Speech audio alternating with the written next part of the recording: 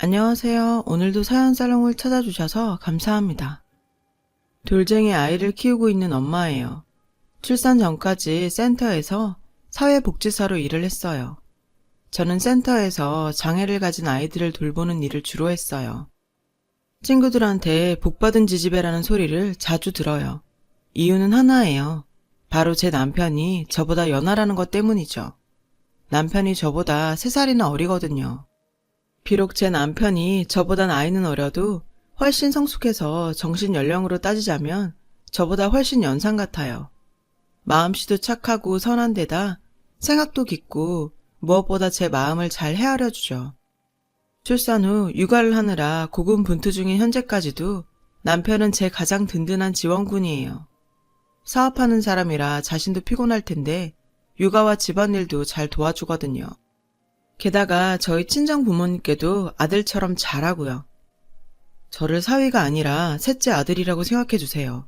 그런 의미에서 어머니 아버지로 부르려고요. 그래도 되죠?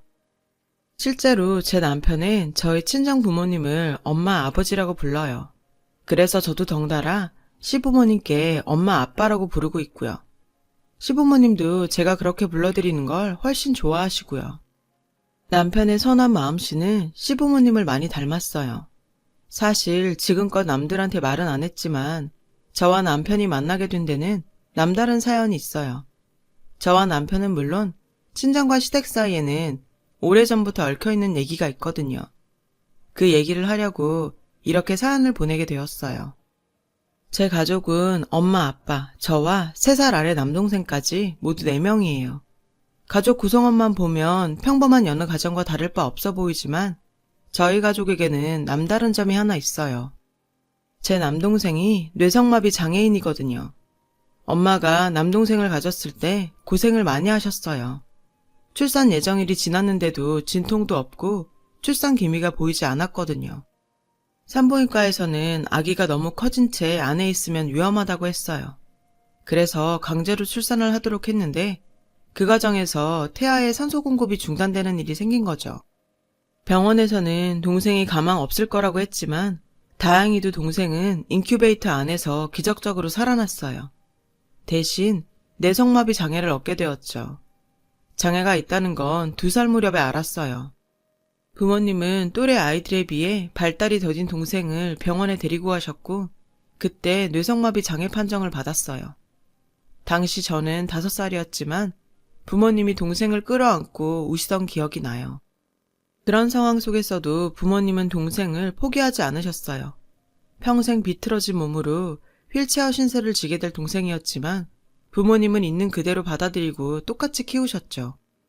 말도 할 수 있고 지능이 낮은 것도 아니니 남들과 똑같이 공부시키면 성장할 수 있는데 왜 포기를 하냐? 시며 시설로 보내란 주위 사람들의 말을 일축하셨어요. 덕분에 동생은 2분의 사랑으로 일반 교육을 받으며 자랄 수 있었어요. 하지만 불편한 몸으로 일반 아이들과 같은 교육을 받자니 부모님 손길이 많이 필요했어요. 그래서 저는 주로 외할머니 손에서 자라야 했죠. 동생만 챙기는 부모님한테 서운할 법도 했지만 다행히 부모님께서는 동생을 돌보시는 중에도 저를 잊지 않으셨죠. 피곤한 몸을 이끌고 잠깐이라도 제게 오셔서 안아주시고 사랑한다는 애정 표현을 많이 해주셨거든요. 게다가 동생이 가진 장애와 왜 동생을 돌봐야 하는지 자주 설명해 주셨고요. 게다가 제 곁에는 늘 사랑으로 보살펴 주시는 외할머니도 계셨고요. 덕분에 저는 동생을 비롯한 장애인들을 이해할 수 있었고 삐뚤어지지 않고 자랄 수 있었어요. 시간이 흘러서 동생은 초등학교에 입학했어요. 제가 다니던 초등학교였죠. 엄마 말로는 주변에서 곱지 않은 시선도 있었다고 해요. 하지만 엄마는 꿋꿋하게 동생을 데리고 등하교를 시키셨어요. 저는 종종 동생 놀리는 애들을 찾아가 혼내주기도 하고 점심시간에 혼자 교실에 있어야 하는 동생을 찾아가 같이 놀아주곤 했어요. 나름 누나 노릇을 했던 거죠. 하지만 동생이 초등학교 4학년이 되고 제가 중학생이 되면서 더 이상 예전처럼 동생을 돌봐주기 힘들어졌어요. 엄마가 더 고생을 하게 된 거죠. 그런데 뜻밖의 지원군이 나타났지 뭐예요. 어느 날인가 동생이 또래 아이와 함께 집으로 왔더라고요. 동생 또래의 남자아이는 동생 휠체어를 밀고 와서는 그러더라고요. 유성이랑 같은 반 친구 강동호예요. 유성이 집에 데려다 주려고 왔어요. 그 후로도 그 아이는 매일같이 제 동생을 집까지 데려다 주었고 가끔은 집에 와서 같이 숙제도 하고 놀곤 했어요. 한 번은 동생이 그러더라고요. 학기 초부터 먼저 자기한테 다가와서 같이 놀아줬었고 다른 애들이 자기랑 놀지 말고 나가서 같이 놀자고 하는데도 싫다면서 자기랑 같이 놀자고 했다더라고요. 정말 고마운 친구라면서요. 저희 부모님도 그런 동호한테 늘 고마워하셨고 동생의 절친이 되어준 그 아이를 위해 늘 간식도 챙겨주시고 마치 친아들처럼 잘해주셨어요. 그 아이는 꽤나 어른스러웠어요. 유성이는 착하고 저보다 똑똑해요. 유성이한테 도움을 못 받았으면 저는 숙제도 못했을 거예요. 이런 동호를 보며 저 역시 내 동생한테 진실된 친구가 생겨서 정말 기뻤어요. 동생과 동호는 나란히 졸업을 했고 같은 중학교에 진학을 해서 변함없는 우정을 유지했어요. 그렇게 평화로운 나날을 보내던 어느 날이었어요. 동생이 중학교 2학년 되던 해였죠. 저는 개교 기념일이라 집에 있었고 엄마는 잠시 나가신 상황이었어요. 벨이 울리기에 받았더니 혹시 유성이 누나예요? 저는 그렇다고 했죠. 유성이 담임선생님이에요. 유성이랑 동호가 일이 생겨서 파출소에 와 있는데 유성이 어머님께서 전화를 안 받으시네요. 저는 전화를 끊고는 허둥지둥 파출소를 향했어요. 가는 길에 엄마한테 파출소로 와달라는 문자도 남겼고요. 파출소에 도착하니 동생이 담당 경찰과 책상을 사이로 마주 앉아 있었어요. 그 옆에는 동생과 같은 교복을 입은 학생 3명과 경찰관이 앉아 있었고요. 유성이 누나인가요? 중년 여성이 저를 부르며 다가왔어요. 동생의 담임선생님이셨죠. 선생님께 무슨 일이냐고 여쭈었더니 당황스러운 표정으로 그러시는 거예요. 유성이 친구 동호 아시죠? 동호가 유성이 때문에 싸움에 휘말려서 지금 병원에 있어요. 그 말에 가슴이 철렁했어요. 사건의 정황은 이러했어요. 학교에서 주먹 좀 쓴다는 애들 몇 명이 평소 동생한테 장애인이라는 이유로 시비도 걸고 괴롭혀왔었나 봐요. 그런 일에 익숙했던 동생은 평소대로 담담히 무시를 했는데 동호는 달랐던 거죠. 시비를 걸 때마다 제 동생을 위해 맞서 싸웠던 모양이에요. 그동안 몇 번 싸움으로 번질 뻔한 일도 있다더군요. 다행히 지금까지는 심각한 상황까지는 가지 않았는데 이번엔 달랐던 거죠. 불량한 아이들이 급기야 제 동생한테 돈을 요구하기 시작했고 동생은 3-4번 정도 돈을 주었다더군요. 본인 말론 이를 키우기 싫어서 그랬대요. 그런데 동호가 그 사실을 알게 됐고 동생한테 돈을 뺏어간 아이들을 찾아간 거죠. 그리곤 동생한테 빼앗아간 돈을 돌려달라고 요구했대요. 돈만 돌려주면 비밀은 지키겠다고요. 하지만 그 아이들은 코웃음을 치며 거부했고 결국 주먹 싸움으로 번지게 된 거죠. 평소 주먹질을 해오던 새 아이를 동호 혼자 어떻게 당해내겠어요. 선생님께 동호는 괜찮냐고 물었어요. 파출소로 달려오느라 아직 상태 파악을 못했다고 하더라고요. 그때 마침 엄마가 오셨고 뒤이어 동생을 괴롭힌 아이들의 부모님도 오셨어요. 다행히 가해 학생들 부모가 개념 없는 사람들은 아니었던지라 연신 사과를 하며 아이들이 뺏은 돈을 돌려주겠다고 용서를 구하더군요. 그런데 동생은 생각보다 강경했어요. 돈은 필요 없으니까 쟤들이랑 같은 학교에 안 다니게 해달라고 하더라고요. 담임선생님은 이런 동생의 뜻을 학교 측에 전달하겠다고 했어요. 가해 학생들과 부모님들은 합의를 위해 동호가 입원해 있는 병원으로 향했고 저는 동생을 데리고 집으로 돌아왔어요. 저녁 때 엄마한테 연락이 왔는데 동호는 전치 사주가 나왔다더군요. 그 얘기를 듣고 동생은 많이 울었어요. 왜 안 그렇겠어요. 자기 때문에 가장 소중한 친구가 다쳤는데요. 동호는 제게 전화를 해서 동생한테 자기는 괜찮다고 전해달라고 하더군요. 동호의 마음 씀씀이에 전 미안하고 고마웠어요. 결국 가해자들한테는 강제 전학 처분이 내려졌어요. 동생이 원한 대로요. 그런데 뜻밖의 상황이 벌어지고 말았죠. 담임선생님이 전화로 그러시는데 동호까지 전학을 가게 됐다는 거예요. 동호 부모님 의견을 꺾을 수가 없네요. 알고 보니 동호의 전학은 동호 부모님이 결정하신 일이더라고요.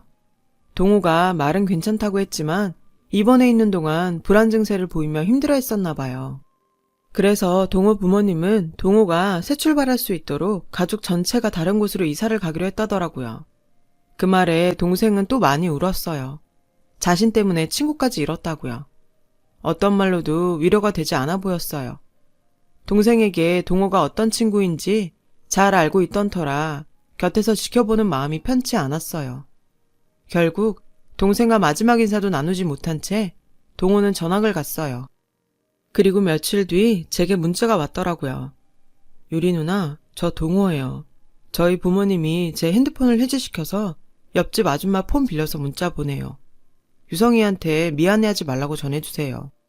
당분간은 연락 못하겠지만 절대 유성이 안 잊을 거고 나중에 꼭 다시 만날 수 있을 거라고 전해주세요.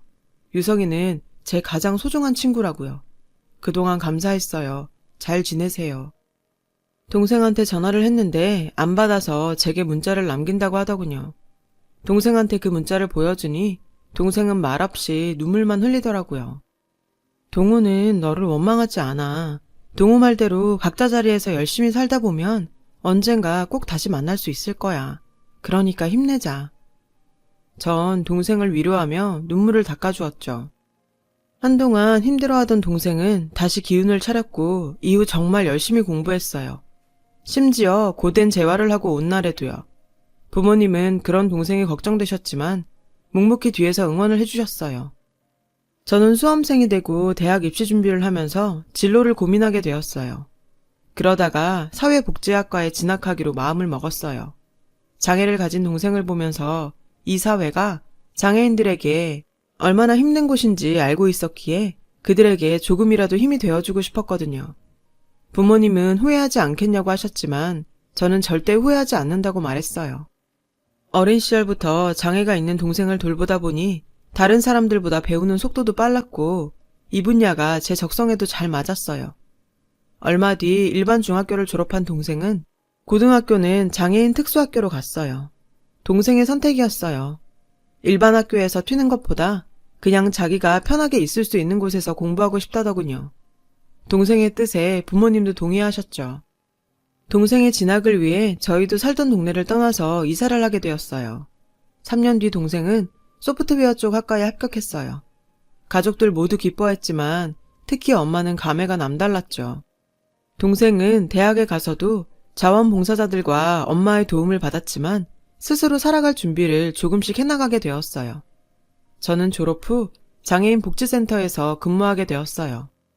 박봉이기는 했지만 내 손으로 번 돈을 저축하는 보람이 있고 부모님께 용돈을 드릴 수 있어서 좋았어요.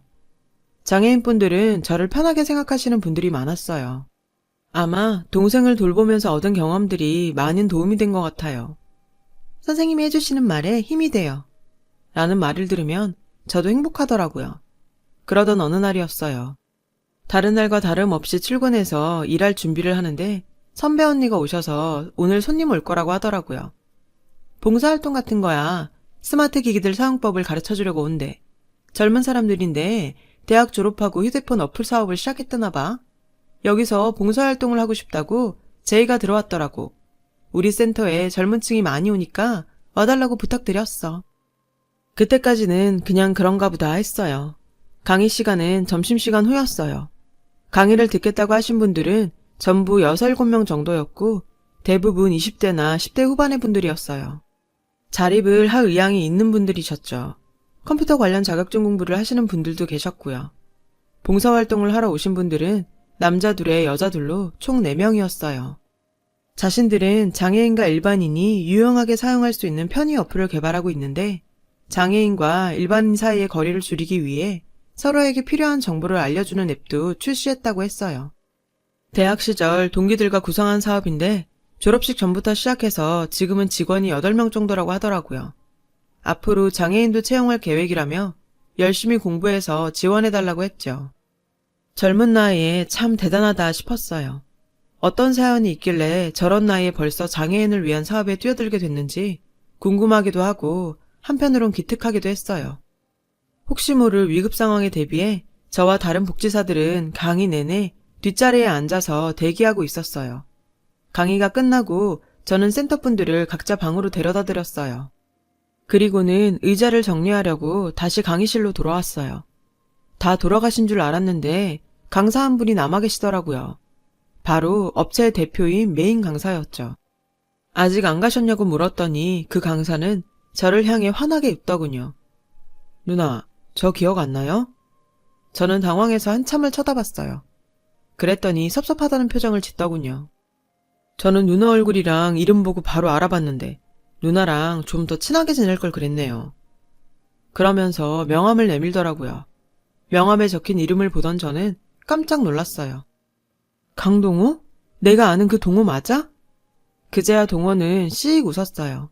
반가운 마음에 우리는 그 자리에 서서 거의 40분 가까이 대화를 했어요. 그동안 어떻게 지냈냐고 묻자 동호는 한숨을 한번 푹 내쉬고는 저 진짜 열심히 살았어요. 유성이 앞에 떳떳하게 나타나고 싶어서요. 동호는 멋쩍게 웃으며 대답했어요.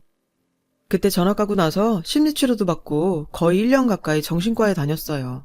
많이 좋아져서 더 이상 상담치료가 필요 없을 정도가 됐는데 하필 그때 집에 일이 생겨서 연락을 못했어요. 얘기를 들어보니 얼마 뒤 큰아버님이 계시는 캐나다로 가족 모두 이민을 갔었다더군요. 처음엔 할아버지께서 많이 위독하시다는 연락을 받고 잠깐 들리러 갔었대요.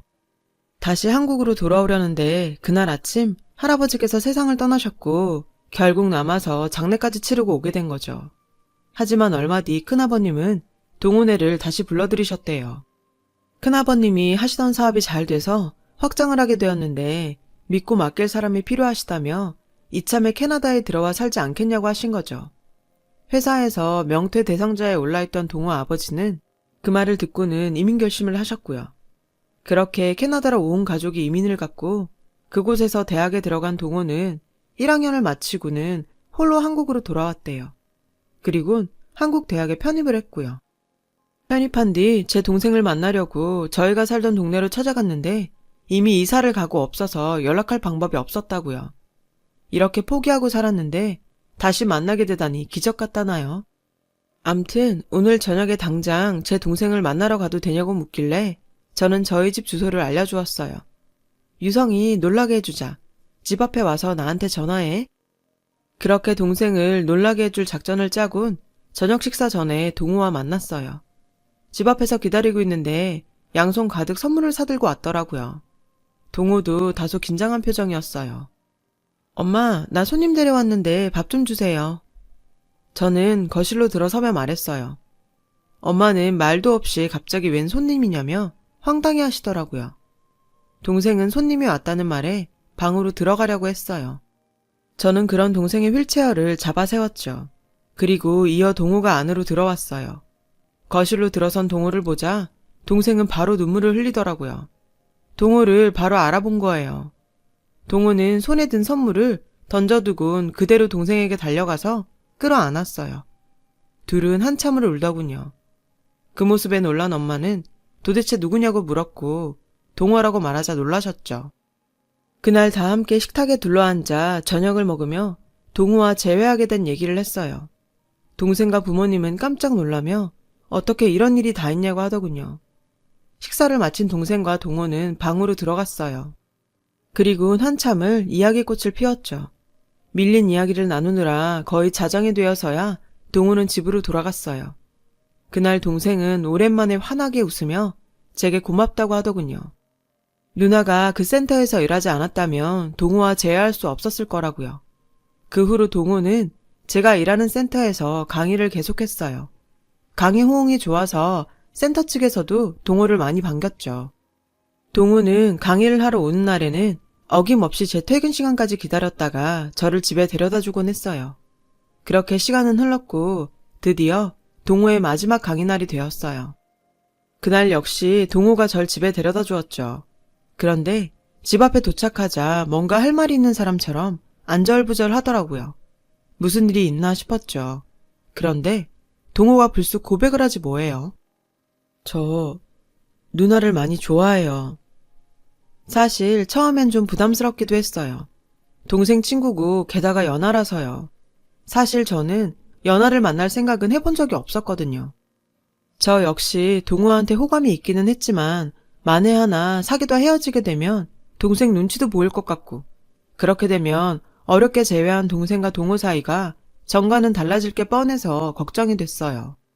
그래서 선뜻 동호의 고백을 받아들이기 힘들었어요. 한동안 고민을 하던 저는 동생한테 얘기를 꺼냈어요. 그랬더니 동생은 자긴 괜찮다며 동호는 좋은 애고 좋은 남자라고 누나한테도 잘할 거라 하더군요. 이러면서 적극 밀어주더라고요. 결국 동호와 저는 사귀게 되었고 제 걱정과 다르게 연애를 거쳐 결혼까지 이어지게 되었어요. 지금은 예쁜 아들까지 낳았고요. 현재 남편의 사업은 탄탄히 자리를 잡아가고 있고 동생은 학교를 졸업 후 남편의 회사에 취직해 소프트웨어 제작을 하고 있어요. 회사에선 대표와 직원이고 집에선 매부와 처남이 됐죠. 하지만 가장 큰 타이틀은 친구 사이죠. 저는 그동안 살면서 장애를 가진 남동생 때문에 잃은 것도 많았지만 덕분에 제 인생에서 가장 소중한 사람을 만날 수 있었어요. 동생을 통해 얻은 이 인연을 이제는 제 힘으로 지켜나가는 일만 남았네요. 지금까지 저의 남다른 가족 이야기를 들어주셔서 감사드려요. 여러분, 사연 댓글에 응원과 현명한 조언 부탁드려요. 좋아요와 구독은 저에게 큰 힘이 됩니다. 오늘도 좋은 일 가득하세요.